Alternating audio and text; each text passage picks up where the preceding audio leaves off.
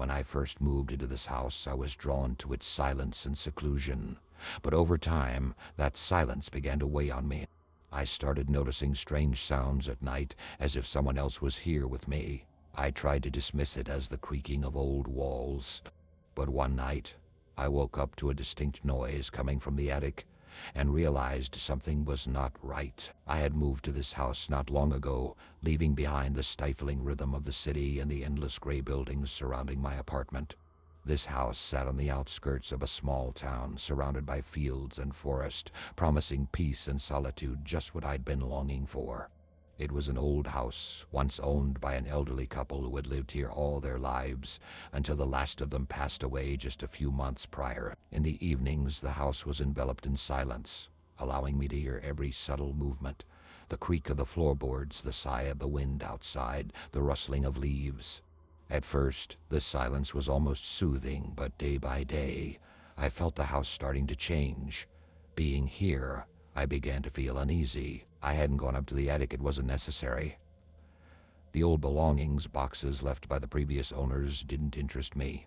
Everything was covered in a layer of dust, as if the place itself had forgotten it was ever touched. But one night, I woke up to a strange noise.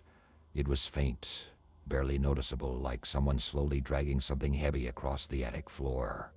I thought maybe it was the wind, or perhaps rats. But even the idea of rats wasn't exactly comforting. The sudden noise in the stillness disturbed me, but I tried to ignore it and fall back asleep. However, the next night the sound returned. This time it was clearer, a dull scraping, as if something was clawing against the wood. I lay in bed listening, feeling increasingly uneasy with each passing minute. Gradually, my fear gave way to irritation. After all, it was just an old, creaky house full of forgotten things. Still, I couldn't shake the feeling that this sound was deliberate. By the third night, I'd had enough. I could hear something tapping in the attic. There was something deliberate, rhythmic in it, as if someone was intentionally moving things around. My heart was racing, and I decided it was time to put an end to this. Grabbing a flashlight, I headed to the stairs leading up to the attic. The staircase, like the rest of the house, was old and creaked under my steps. With each creak, it felt as though the house was responding to my presence. As I reached the attic, I froze, sweeping my flashlight across the dark space. The shadows cast by the light looked strange, distorted, and thick darkness hung from the ceiling. My flashlight beam glided over old boxes, chairs, and shelves lined with books. Nothing seemed out of place, but I couldn't shake the feeling that something was wrong. Suddenly, from the right, I caught a faint movement. I whipped the light in that direction, but saw nothing. Just boxes, an old trunk, and a couple of mirrors wrapped in cloth. I exhaled, trying to calm myself, and started looking around, considering leaving. But at that moment, I heard a faint, almost imperceptible rustling, as if someone had moved cautiously beside me. My eyes darted to the old trunk. For a moment, it seemed slightly open, though I didn't remember touching it. I stepped closer to inspect it, but my flashlight flickered, and the room plunged into darkness. I turned the flashlight back on, finding myself just a few steps from the trunk. My heart was pounding, and I tried to convince myself it was just my imagination. But when I looked again, it seemed as if the trunk's lid was open just a bit more. Taking a deep breath, I grabbed the lid and lifted it quickly, expecting to find something that would explain the sounds. But there was nothing. Only an old folded cloth covered in dust. However, as soon as I let go of the lid, it slammed shut, making me jump back. I retreated, not trusting my own eyes, feeling fear creeping up inside me. Maybe it was just the old attic settling, or some kind of mechanism. I tried to find a logical explanation, but my mind resisted. When I went back downstairs, I felt a little better, but the fear from what had just happened didn't leave me. That night, I barely slept, listening to the quiet house. At some point, I thought I heard footsteps in the attic light, as if someone was trying to stay quiet. The next day, I went about my day as usual, but the thought of the attic haunted me. I could no longer sit comfortably in the house, feeling a chill run down my spine. It felt as though something intangible had shifted, and now this place felt like a threat. On the fourth night, when I was on the edge of a nervous breakdown, the noise returned. This time it was footsteps. No, not just footsteps, but a thundering sound, as though someone was moving heavy furniture. I lay in the darkness, unable to move, feeling fear take over every nerve. I knew I should go check, but my body refused to obey. When the noise finally stopped, I gathered my courage. I went upstairs, as if something was leading me, and when I entered the attic, it felt as though this whole terror was simply a product of my imagination. But in the corner of the attic on an old dresser, something was moving. One of the drawers slowly slid open on its own, as if an unseen hand was holding the handle. I froze, unable to believe my eyes. The drawer opened fully, and at its bottom lay an old photograph. I stepped closer, unable to resist. The picture showed a man sitting on the porch of this house, staring straight at the camera. But something in his eyes reflected the very fear I was feeling. My mind resisted, but I couldn't look away from the photo. It was a moment of realization, as though all my fears were captured in that stranger's gaze. At that moment, I understood. The house remembered everyone who had been here, every glance, every movement. And now it was remembering me. I went downstairs, realizing I couldn't stay here any longer. This house was no longer mine, and the longer I stayed, the more it affected me, making me see, feel, and fear. I dashed for the door, feeling something reaching out from the darkness. I ran from the house, leaving everything behind. I've never returned to that house, but sometimes in the dead of night I still hear that creak, those footsteps, and the thundering noises from the attic. I remember the first time I saw it. The shadow was faint, barely noticeable, and I tried to convince myself it was nothing more than a play of light. But with each passing day it became more real, more sinister. Soon I could no longer ignore that it was not merely a reflection of me. It was something alien, something that followed me. When I moved into the new apartment, all I sought was peace and solitude. The buildings around me, the closed windows and the muffled voices of neighbors seemed exactly what I needed after years of living in noisy dorms and cramped apartments where someone was always close by. Here, at last, I could shut the door and immerse myself in calm without hearing anyone's footsteps or random noises from behind the wall. In the first days, I relished the solitude, savoring it in small doses. The evenings, when I turned off the lights and went to sleep, passed peacefully. But then I began to notice something strange. It was on the third or fourth evening when I returned home, tired, turned off the lights, and sat on the bed. When I accidentally glanced at the wall across from me, there on the pale surface, a shadow stood out sharply. At first, I thought it was my own shadow, a thin silhouette mimicking the shape of my body. But as I stared at it, I felt something was wrong. This shadow was wrong. My body stood still, but the shadow on the wall swayed slightly, as though it was cramped within its own shape.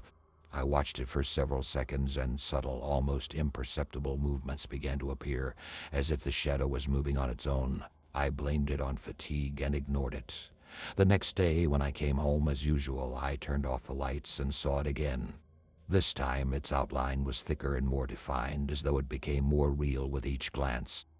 A cold unease spread within me, but I pushed it away, convincing myself it was just a figment of my imagination. But with each following evening, the shadow continued to appear, growing more and more unfamiliar. Sometimes it stretched, at other times it became wider, more massive. I tried not to look at it. I turned off the light and immediately turned to the wall, trying not to notice how the shadow searched for me with its gaze. But the more I avoided it, the more it seemed to draw my attention. One evening, when I allowed myself to look at it, I thought the shadow was moving toward me, and I instinctively recoiled. This movement seemed to give it energy. My own shadow no longer obeyed me. Weeks passed. I left the light on more often, even sleeping with the desk lamp on. But this only made the apartment resemble a prison cell, bathed in a lifeless light that accentuated its emptiness. I knew the shadow was still here in the corner of my mind. One evening I decided to turn off the lights, intending to face it if, of course, it had a face. But in response, I was met only with a silent, muted presence that filled the room. Once again, its silhouette appeared on the wall when I entered the room. There was something familiar and terrifying about it, as though I were looking at an old friend I hadn't seen in years.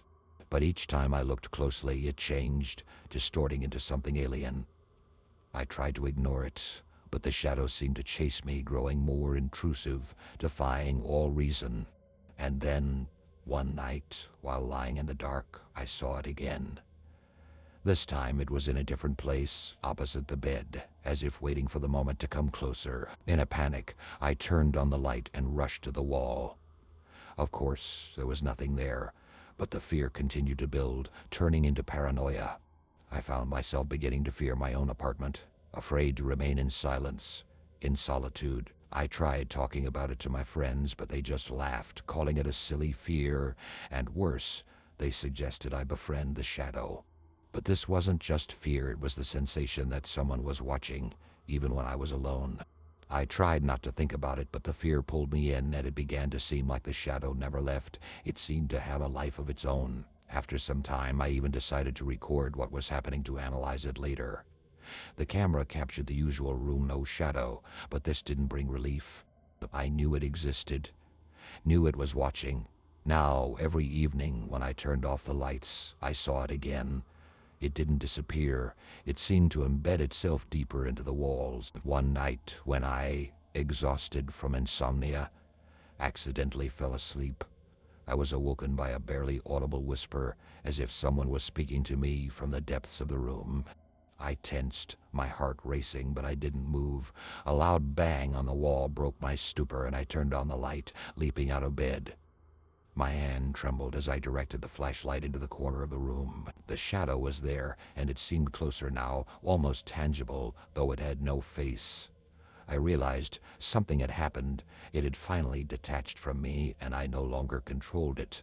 On the wall opposite the bed, where simple dark outlines once hung, I saw the familiar silhouette, but it was larger than me. Now it seemed the shadow had its own life. I tried to live with it again, but this was more than just fear, more than paranoia. I noticed that every evening it came closer, as if it intended to say something. Its presence became more and more palpable, thick, like the air before a storm.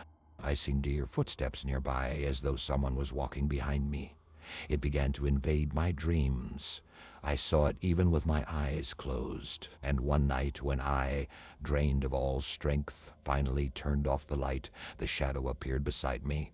This time, it wasn't on the wall, but right next to me, stretching toward my body, covering all the light coming from the window. I felt the silent stillness consuming me, poisoning each breath, leaving me alone with my fear. Have you ever wondered how your own home can become strange and frightening? It's supposed to be a normal place, somewhere you should feel safe. I've never been a superstitious person, but after moving into this apartment, something changed. I moved here a couple of weeks ago, drawn in by the low price and the view of the old park across the road. It's a small place, just one room and a tiny kitchen, but it's more than enough for me. Work takes up almost all of my time, and the apartment serves as a refuge, a quiet place to unwind and escape for a bit. From the very first evening, I noticed something odd. As soon as the sun went down and the room grew darker, the window started to draw my gaze. It's just a simple old window with chipped paint on the frame, yet it instantly made me feel uneasy. At first, I thought it was just an empty window facing a dark street. What could possibly be scary about that? But one evening, glancing at it casually, I noticed something strange. In the reflection of the window, I caught a glimpse of a face. At first, I didn't pay much attention, thinking it was just an optical illusion. But after a second, I looked again, and a chill ran through me. There really was a face in the reflection, a face I didn't recognize. Slightly off-center, as if someone were standing behind me in the shadows, but not moving. I turned quickly, almost banging into the wall, but of course there was no one there. Just the quiet, still room. I'd never been the type to believe in superstitions, and I certainly hadn't feared the dark. But that night, as I lay in bed trying to sleep, I couldn't shake the feeling that someone was watching me. I kept forcing myself to turn toward the wall, squeezing my eyes shut, but each time that strange feeling came back. The next morning, I chalked it up to fatigue, and by the evening I'd mostly forgotten about it. But that evening, it happened again. Almost mechanically, I glanced at the window, and there it was again, the face. The stranger's reflection remained still, yet this time he seemed closer, as if he'd moved one step nearer to me. I froze, unable to look away. Seconds passed slowly. The silence filled the room, and finally I forced myself to turn around. Again an empty room, silence. I felt foolish. a mix of anger and irritation blending with a vague anxiety. What were these silly fears? Why was I so frightened of something as trivial as a trick of light in the window? With each evening, things got worse.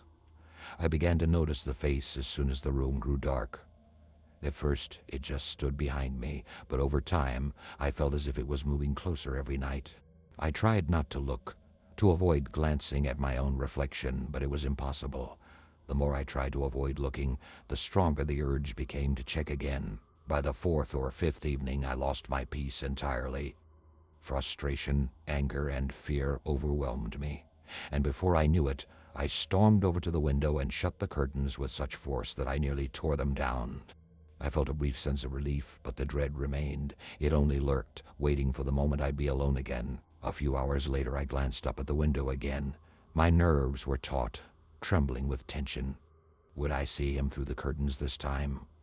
Of course, I knew it was absurd, but the thought that his reflection might appear even through the fabric gripped my mind. That night, I woke up, gripped by fear. Everything was quiet, no footsteps, no rustling, but I knew I wouldn't sleep until I checked the window.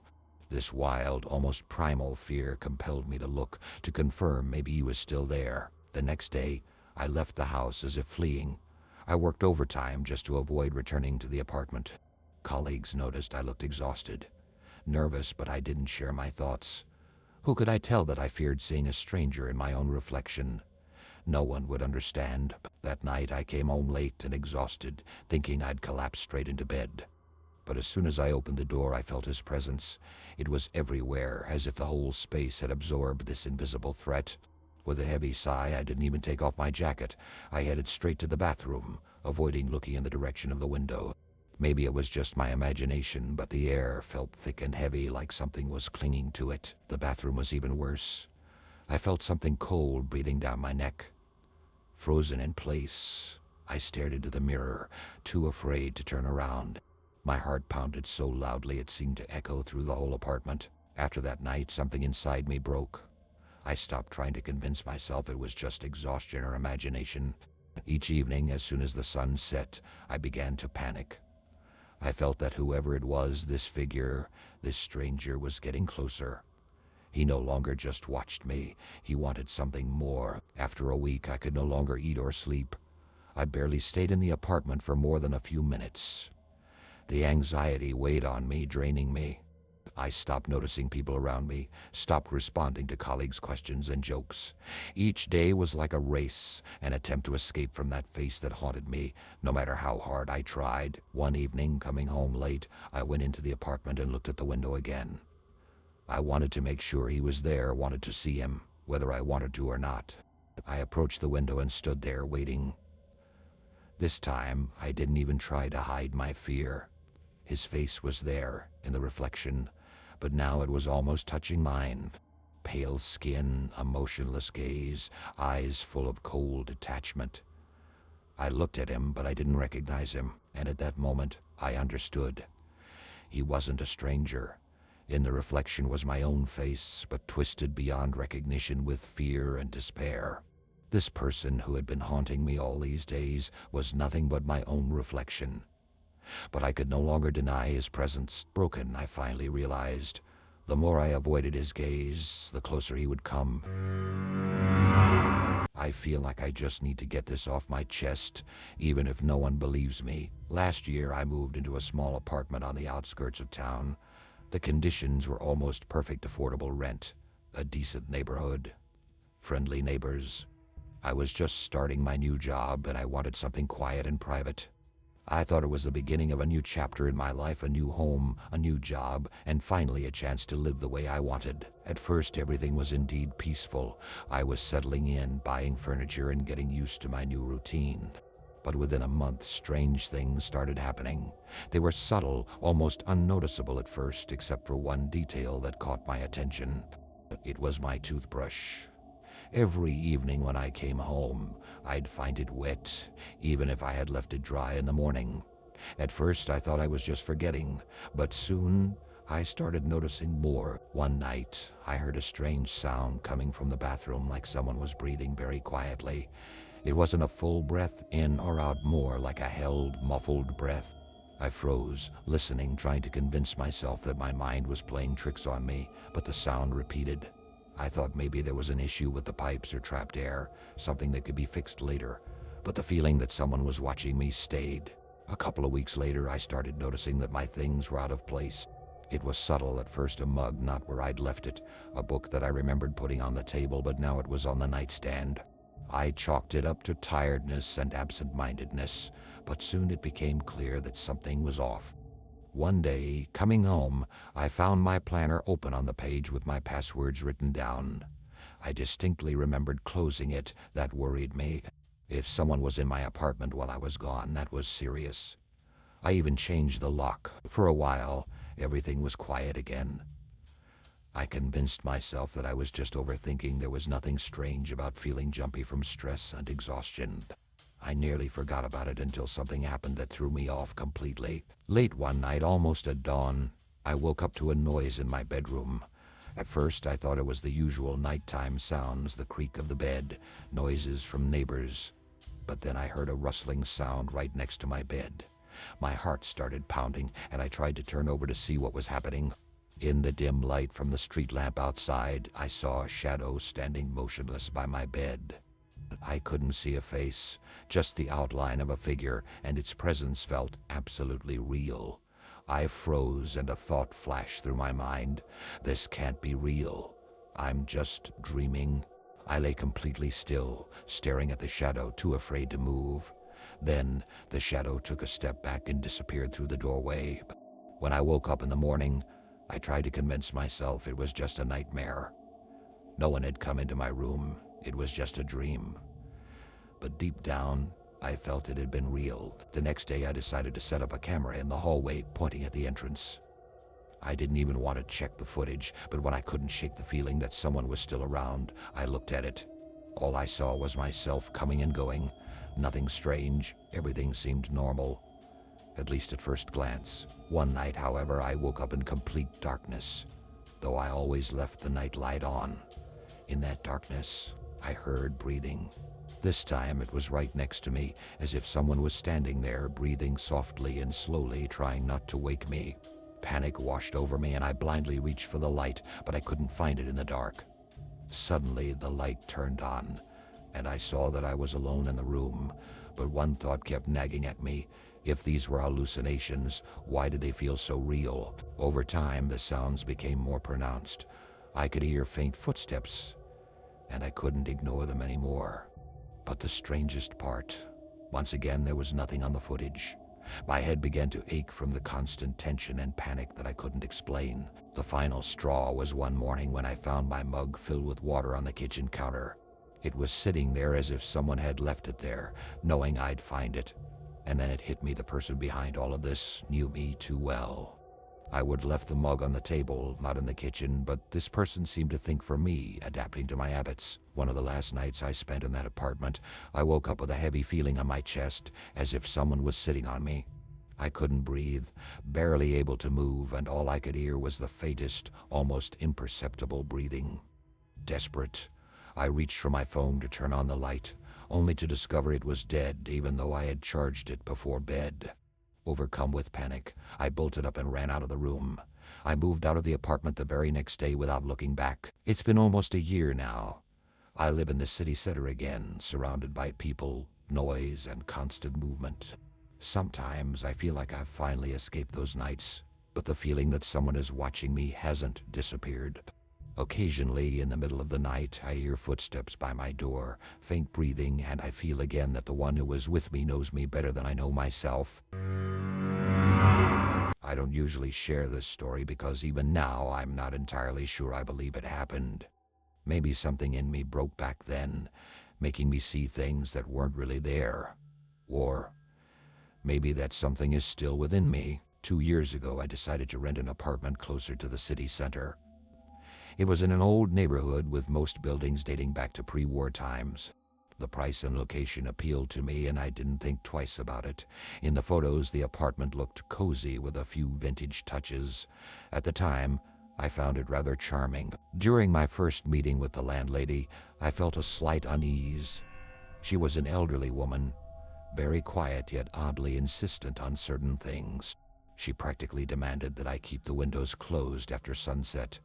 The look in her eyes at that moment unsettled me. They were filled with worry and a kind of hidden anxiety. I brushed it off, nodding to appease her. But after moving in, things began to feel off. On my very first evening, I noticed that the apartment's walls seemed to absorb sound. It felt as if I were in a capsule cut off from the world. I could only hear a faint noise from the street, like a paused film. Everything was muted, as if life around me had been severed. The first few nights passed relatively peacefully, but a strange feeling grew within me. I became overwhelmed by a vague sense of dread, one I couldn't explain or ignore. Every evening, after sunset, the apartment started to feel foreign. It was as if I were trying to live inside an old, faded photograph each day. The walls seemed to press in on me more, the space narrowed, and the air grew heavier. And one day, I noticed that something in the apartment had indeed changed. I'd gotten used to the large old mirror hanging in the bathroom. It was a bit worn, like all the furniture, but I didn't pay it much attention until one evening when I noticed something strange. Passing by the mirror, it seemed like it wasn't quite reflecting what I was seeing. For a split second, I thought I saw movement, but I chalked it up to fatigue. Then the oddities began to escalate. Whenever I stood in front of the mirror for a little longer, I felt a slight discomfort, sometimes an outright urge to look away.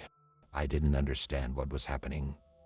It felt as if the reflection was slowly but surely changing. It was still my face, but something about it was. It's hard to put into words, but each time I looked into the mirror, I felt I was seeing something alien. Then things started happening that were hard to explain. One night, I woke up feeling as though someone was watching me. That strange feeling that someone was in the apartment with me grew stronger. I went to the kitchen to get a glass of water, and that's when I noticed the bathroom door slightly ajar. The light was off, but something gleamed inside. When I got closer, I realized it was the mirror. I just stared, and for a moment I saw someone standing next to me in the reflection. It lasted only a fraction of a second, but I remember it vividly. It was as if my vision failed me, whether from exhaustion or anxiety, I don't know, but it seemed that someone was indeed standing beside me. I turned on the light abruptly, and of course, no one was there. Yet my heart wouldn't calm down, beating wildly. I went back to bed, but once again awoke to that same feeling of unease. The sense that someone else was in the apartment intensified to the point of panic. After that, the nightmares began. Almost every night, I dreamt the same thing. I was standing in front of the mirror, and my reflection would start moving before I did. At first, I thought it was just stress. But then I noticed I couldn't even look at that mirror during the day for more than a few seconds. It felt as if it was watching me back. The turning point came when I came home late one evening to find that the mirror had shifted. Initially, I thought someone had broken into the apartment. I searched the place, but there were no signs of forced entry. Yet I distinctly remember seeing that the mirror had been moved, as if someone had tried to reposition it. I stood before it, feeling a growing sense of terror within. Day by day, my paranoia increased. Each time I walked past the mirror, I could almost physically feel my reflection watching me. I don't know how else to describe it, but it felt as if there was something beyond just my face behind that piece of glass. So I decided to act. One evening, I took the mirror and placed it in the hallway. But even this didn't bring me peace. The feeling of a presence didn't disappear. In fact, my fear of the mirror only grew stronger. One night, I woke up to the sound of something creaking outside my door. Opening it, I saw the mirror had returned to its original place, standing exactly where it had been before. I have no idea how it got back. Maybe I was just so exhausted that I'd moved it myself and forgotten. But in the morning, I noticed a few small cuts on my hand, thin red lines that looked almost like marks I'd left in that space. A few days later, I packed my things and left. I didn't tell the landlady about any of this. I just handed her the keys and left without looking back. But the strange feeling didn't go away. For a few months, I stayed with friends, but every time I saw my reflection in any mirror, I felt that same fear rising within me. Now I live somewhere else, and there isn't a single mirror in my home. If I had heard this story from someone else, I probably wouldn't have believed it. But when you live through it yourself, when every moment you feel the chill of fear creeping through you, skepticism isn't really an option. I'll try to tell everything as it happened. I moved into a new apartment last year. A one-bedroom on the outskirts of the city, fairly expensive, but the amenities made it worth it. A spacious room, large kitchen, and windows overlooking a park. It felt like the perfect place, and everything seemed to fall into place.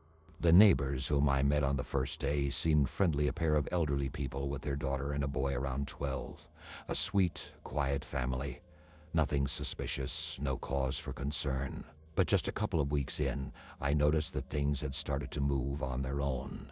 At first, I thought I was simply forgetting where I put things and blamed it on my absent-mindedness. But one evening, coming home from work, I found that my phone wasn't where I'd left it that morning. I only felt mild surprise at that point, thinking maybe I'd misremembered. However, as time passed, this happened more often. Another odd detail. Every evening I would smell a faint hint of tobacco in the hallway. I don't smoke, nor do my neighbors, so I couldn't explain it. It seemed like a small thing, but something deep down started to make me uneasy. As time went on, one day I noticed my keys were in a different spot than where I usually left them. I was certain I'd left them on the shelf by the entrance the night before, but in the morning they were on the kitchen counter. I blamed it on fatigue and stress, but still the feeling of unease grew. The real horror began a few months later when I suddenly felt like I wasn't alone in the apartment. One night as I was drifting off to sleep, I thought I heard someone quietly moving in the hallway. I listened but heard nothing and convinced myself it was just the house settling. But the next morning, I woke up with a gut-wrenching feeling that something was wrong. Dust on the hallway shelves looked smudged as though someone had run a finger along them. Someone other than me. Another night, I woke up in the middle of the night to a strange noise and saw that the hallway light was on. I was absolutely certain I turned it off before going to bed. The feeling that someone was moving around in my apartment became unbearable, but I still tried to convince myself that it was just my nerves, exhaustion, stress. The next day, I decided to install a small motion sensor light that would turn on if someone walked down the hall. I wanted to be sure that I was imagining things. The sensor was sensitive enough to detect even the slightest movement, even if someone walked across the far side of the room. This calmed me down a little. For a few days, the sensor remained off, and I almost convinced myself that my fears were groundless. But one day, coming home, I noticed that the light was on again, even though the sensor was supposed to turn it off automatically after a few minutes. I stood in the hallway, feeling an icy chill run down my spine. It was obvious that someone really was moving around in my apartment. Several more days passed, and I started sleeping restlessly, waking up at every little sound. My sleep was disrupted by strange noises that at first seemed like just my imagination playing tricks. There was a faint knocking. Not loud, barely noticeable, as if someone was gently tapping the wall. And one night, I distinctly heard someone slowly opening the closet in my bedroom. In complete darkness, holding my breath, I listened, waiting for something more. But when I finally mustered the courage to turn on the light, the room was empty. The closet was indeed slightly open. A week later, I decided to add another layer of security, small surveillance cameras in the corners of the apartment. Now I was certain I'd be able to see if something went wrong. The first few nights, the recordings showed nothing. But on the fourth day, I found something I still can't forget. The recording showed me peacefully sleeping, and in the room next to my bed, a shadow appeared. It stood completely still, as if watching me. The camera caught only part of the silhouette, which disappeared almost immediately. I played the footage several times, trying to understand what it could be, but each replay only made it scarier. I wasn't alone. The next morning, I decided to leave the apartment, but something drew me back. I felt like I needed to know, to figure out who or what was watching me. I left the light on, and trying to suppress my fear, I went to bed. That night, I woke up with the feeling that someone was standing by the bedroom door. I could hear faint, barely perceptible breathing, but I couldn't bring myself to open my eyes. In the morning, I packed my things and left. I didn't investigate further, didn't ask questions. All that remains of that apartment are memories that still haunt me. And you know what the scariest part is? Sometimes sitting at home or walking around the city, I still feel that faint presence nearby. I'm not sharing this for attention, I just don't know what to believe anymore. All I know is that since this experience, I no longer feel safe, not even in my own apartment. It started small. I couldn't find my keys, even though I was sure I'd put them in my jacket pocket. The next day, I found them in the bathroom next to the sink. I wrote it off as forgetfulness, though a vague sense of unease began creeping in. Every day, there were more oddities. The kitchen clock ticking faster than usual, the lights flickering for just a second, although the rest of the house stayed lit. At first, I didn't pay it much attention. We all get tired. We all misplace things from time to time. But one night, as I lay in bed, teetering between wakefulness and sleep, I heard someone quietly open a door in the hallway. My heart raced, but I dismissed it as my imagination playing tricks on me. It never crossed my mind that there might be another explanation. The next night, I couldn't sleep. Faint rustling sounds around the apartment and the soft creaks of the wooden floor under someone's feet kept me on edge. When you live alone, any noise at night makes you think twice. I tried to sleep, but just as I began to relax, I heard it again, like someone cautiously moving around my apartment. I thought maybe a neighbor had somehow entered the wrong apartment, but the thought only made me more anxious. I wasn't prepared to get up and confront whoever it was. It was too terrifying, too real, as though something were simply standing there watching me in the dark. The next morning I checked the lock. Everything was intact. There were no signs of forced entry, no footprints. Maybe I just imagined it all. Then things became even stranger. I came home to find my notebook open to the page with my address written on it. At first I thought I'd left it that way, but deep down I knew I always closed it, especially when it came to personal notes. Every morning I'd notice something new. Papers in my files were rearranged. Items on my desk were out of place, items I hadn't touched. Gradually, the feeling of insecurity grew unbearable. A week in, I couldn't sleep normally anymore. I lay there listening to every sound, trying not to move, afraid that something in the dark would sense me. And every time I drifted off, I'd feel as though someone was quietly, slowly moving through the apartment. Eventually, I couldn't stand it anymore and decided to conduct an experiment. Before going to bed, I set up a camera in the kitchen, aimed at the front door. In the morning, I reviewed the footage, and my heart froze. The camera captured someone or something sneaking into the room at 3 a.m. The shadow was vague, blurry, but the movements unmistakably pointed to someone being there. The next day, I noticed a few of my things had moved to new places. I couldn't dismiss it as a coincidence anymore. I set the camera up again in the living room that night. Reviewing the footage, I noticed something happened every night, always at the same time, 3 o'clock on the dot. Someone would carefully walk around the apartment, almost as if searching for something, brushing against the walls, barely touching the floor. And the scariest part was that, just before the recording ended, the shadow paused near my bedroom door, as if studying whatever was behind it. Then it vanished into the hallway darkness. After that, I realized I wasn't alone in the apartment. It might have been my mind playing tricks, but it didn't feel that way. That night, I didn't sleep. I sat on the bed listening to the sounds around me, clutching a kitchen knife, waiting, but nothing happened. The night passed in silence. The next morning, though, I felt something was wrong. A faint scratch had appeared on the living room wall, as if someone had dragged something sharp along the plaster. I didn't know what it meant, but I was sure of one thing. Something was very wrong with this apartment. A few days later, I invited a friend over to help me install hidden cameras throughout the apartment. I hoped the recordings would shed light on what was happening. We set up the cameras and planned to review the footage together in a week. The week passed in torment. I tried not to dwell on it, but every night, lying in bed, I could feel it that someone was watching me. I sensed its gaze, felt its presence as though it was standing right next to the bed, quietly breathing. There was no sound, no evidence of movement, but instinct told me I wasn't alone. A week later, my friend came over and we began going through the recordings. Goosebumps covered my skin as I watched each night's footage show the same thing, a barely visible figure moving along the walls, slipping into the shadows, pausing near my bedroom door. It all looked so real, but there was something indescribable about it, making me doubt, was this actually happening to me, or was it all in my mind? Then my friend suggested something that shook me to the core. He said he didn't see anyone else in the footage.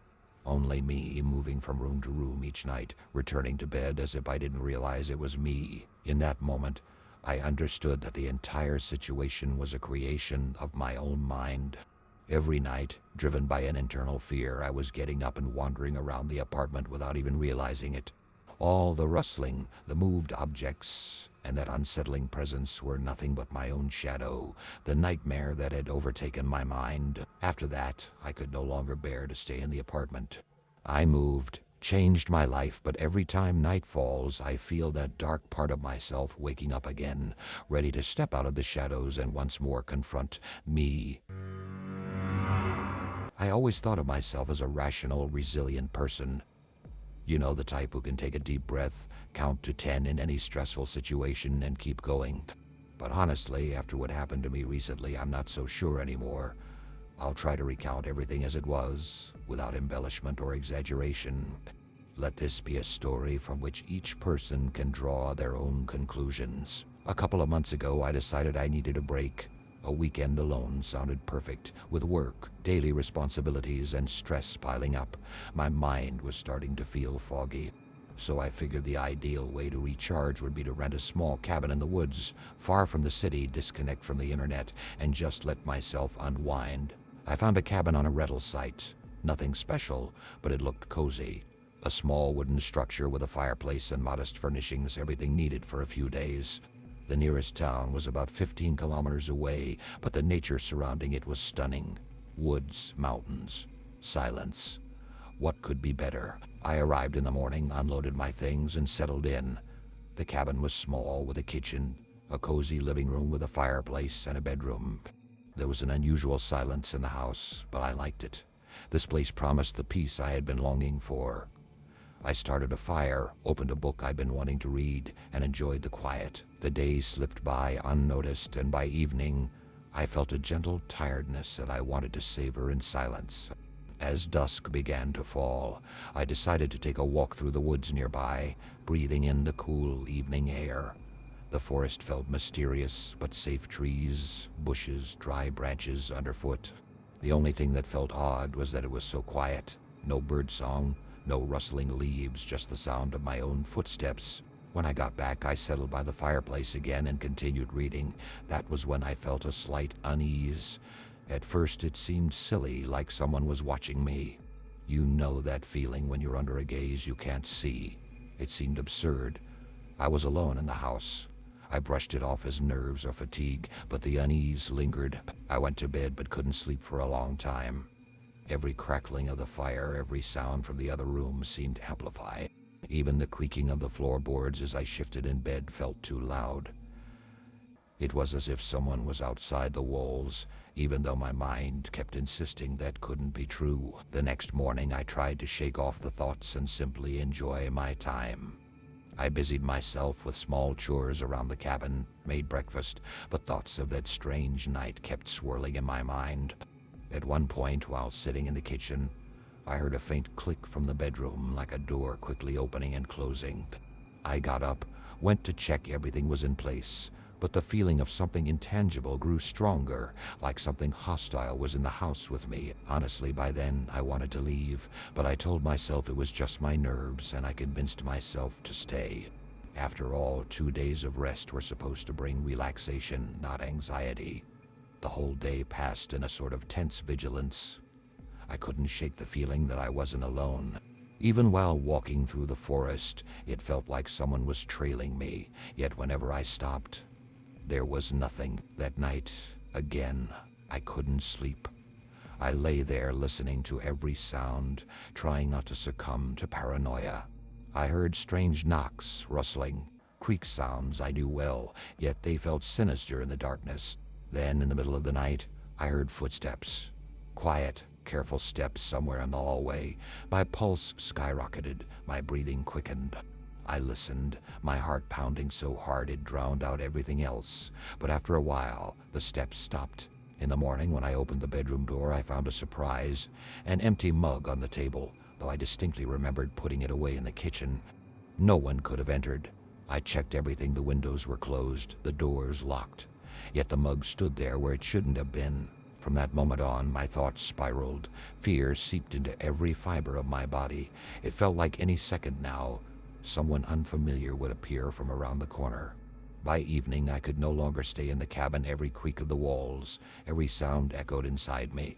I decided it was just my imagination playing tricks on me, that it was time to go home. But I couldn't leave right away. The last few hours felt like a strange haze. Before leaving, I tried to understand where this anxiety had come from. After all, nothing truly frightening had happened. No otherworldly forces, no ghosts or strange creatures. I checked every detail in the house, every corner, every small thing that might explain my fears. You know, the scariest thing is silence. It can seep into your mind, wrapping around each thought. It sneaks up on you unnoticed and makes you think about things you don't want to consider. All this time, I was sure I was being followed, but in reality it was just my own mind left alone, far from the usual sounds and distractions. I never thought I would tell anyone about this. It's been a few years, and even now I'm still not sure what exactly happened. I try to convince myself that it was just a coincidence or a reaction to stress, but something about it still haunts me. It all started when I decided to rent an apartment closer to work. Back then, I was younger, ambitious, and ready to live in the city center despite the high cost. The apartment looked pretty ordinary, maybe a bit worn, high ceilings, cracked paint on the walls, creaky floors, but to me, it had a certain charm. The first few weeks were uneventful. The apartment became my cozy retreat from the chaos of work. But one evening, coming home late, I noticed a small detail I hadn't seen before. There was a bundle on the hallway floor, a few old newspapers rolled up and tied with a dirty string. My curiosity got the better of me, and I decided to open it. Inside was an article about a family who lived in the building back in the 1972nd. The husband had gone missing, leaving his wife with 2 kids. Alongside the article were other small news clippings and faded photographs, but nothing more. I put the newspapers back, assuming it was just a coincidence. Maybe someone had just left them there. But the next day, there was another bundle in the same spot, only with an even older edition of newspapers. This one had notes about former residents from different apartments. I tried not to read too much into it, but it felt strange. Living alone, it was unsettling to find things appearing that I hadn't put there. One day, I came home early and heard someone mumbling in the neighboring apartment. The walls were thin, but I had never heard anyone in there before. I even asked the building manager, who assured me the apartment was empty. But when I went closer to the wall to listen, I could clearly hear a voice, as if someone were speaking right on the other side. The next day, I found yet another bundle of newspapers, this time directly under my door. I thought it had to be a prank, someone who knew it would scare me. I remembered an old woman who lived on the 2nd floor and would sometimes give me odd looks when we met in the elevator, so I figured it must be her. Still, I brushed it off as a coincidence and tried to ignore it, but a few days later I heard a noise at my bedroom door. It was early morning, barely dawn, and I was already awake, unable to sleep. It sounded like someone was quietly moving in the hallway.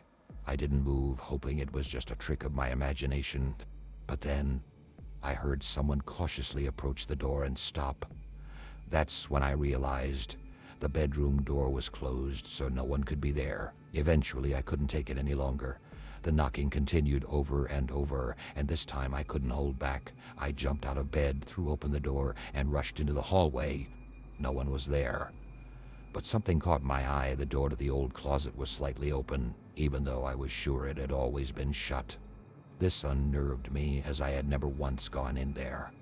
Honestly, I didn't even know if anything was stored inside. I don't know what compelled me to check it out, but I went in. Inside the closet were old boxes, a cabinet covered with fabric, and dusty shelves. But there was one more detail I hadn't noticed at first: a tiny door in the corner, covered with a loose piece of plywood. I decided to try opening it. After some effort removing the plywood, I squeezed through.